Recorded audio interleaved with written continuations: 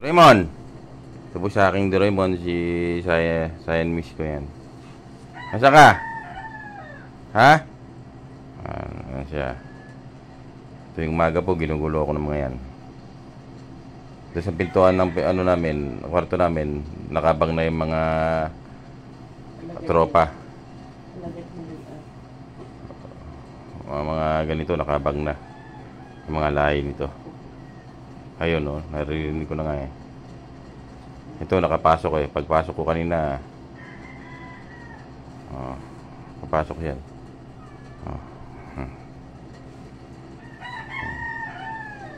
Doraemon?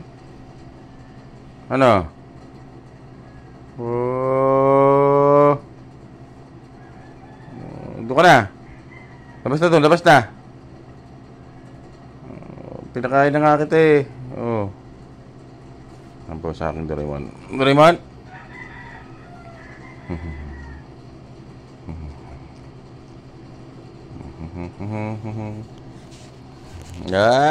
Bay, bahala ka pa matulog dito sa akin ha. Sige na. Ano yung nakita mo na naman? Nakakita po siya. Ano nakita mo?